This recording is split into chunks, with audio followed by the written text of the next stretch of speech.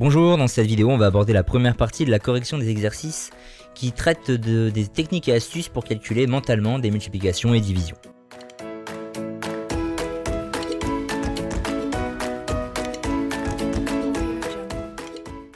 On commence avec l'exercice 1. Dans celui-ci, on va s'intéresser à la multiplication par 10, 100 ou 1000. Donc 652 x 10, là on va devoir décaler d'un rang la virgule pour que le nombre grandisse. Bon, en fait, il n'y a pas de virgule ici, c'est directement rajouter un 0, ce qui va donner 6520. On a là 75,3 x 100. Ah, x 100, il va falloir décaler la virgule de 2 rangs. Il faut que notre nombre augmente de 2 rangs. Alors, 75,3 va déjà donner 753 en amenant la virgule après le 3. Mais là, on n'a fait qu'un seul décalage. Il faut en plus rajouter un 0. En tout, on a bien fait 2 rangs de décalage. 0,2 x 1000, on décale de 3 rangs. 0,2 va déjà donner 2. Et pour encore décaler 2 rangs supplémentaires pour qu'en tout ça fasse 3, on rajoute 2 zéros. Voilà, 200. Et 64 x 10, bon, on rajoute directement un 0. Voilà pour l'exemple. Exercice 2, là c'est le phénomène inverse, puisque c'est la division par 10, 100, 1000, etc. Donc là c'est aussi un décalage d'autant qu'il y a de 0, sauf que le nombre diminue. Donc 36,2 va devenir 3,62. Voilà, il diminue d'un rang. 3,62. Ensuite, on va avoir 21,005 divisé par 10. Donc là, il faut qu'il diminue d'un rang. La virgule va se retrouver entre le 2 et le 1, ce qui va donner 2,1005. 14 800 divisé par 10, on va tout simplement supprimer un 0. 1480. Et 970 divisé par 1000, décalage de 3 rangs de la virgule. Actuellement, si elle n'est pas apparente, c'est parce qu'elle se trouve au bout du nombre, ici. Et donc, on va la décaler de 3 rangs. 1, 2, 3. Ce qui va donner 0,970. Bon, évidemment, on laisse pas ça comme ça, il y a un 0 à mettre. 0,970. L'exercice 3, lui, revient sur la multiplication par des nombres de la forme 0,1, 0,01, etc.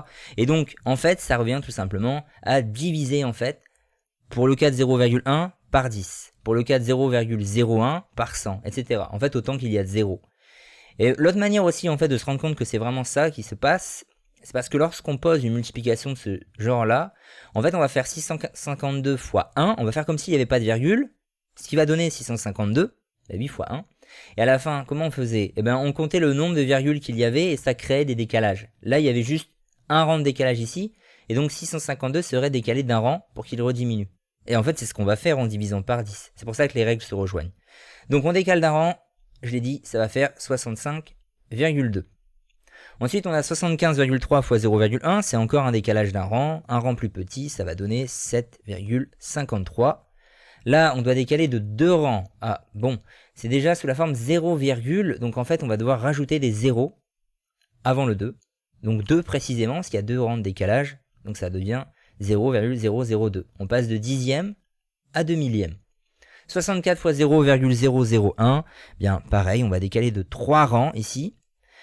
Donc 64 va déjà devenir 0,64, mais là je n'ai décalé que 2 rangs, donc c'est 0,064. Voilà, j'ai bien décalé de 3 rangs. Exercice 4, c'est des exercices du style multiplication par 20, 30, etc. Donc quand on multiplie 52 par 20, en fait on va faire x2, puis x10, puisque 20 c'est 2 x 10. 52 x 2, ça donne 104, et on fait encore x10, en fait on rajoute un 0.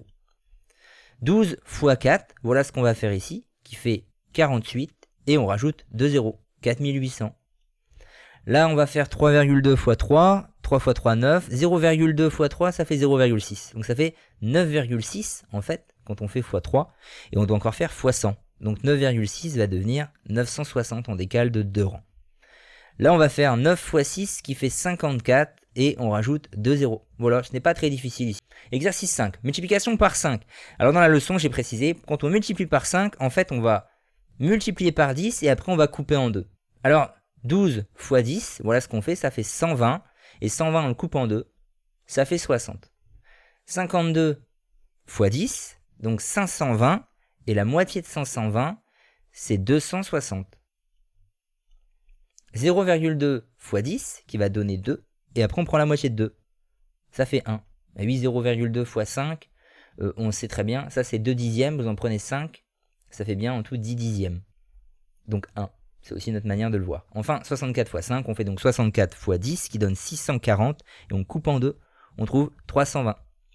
Exercice 6, division par 5, c'est l'inverse. Là, on va en fait multiplié par 2, puis divisé par 10. Ça revient à ça, divisé par 5.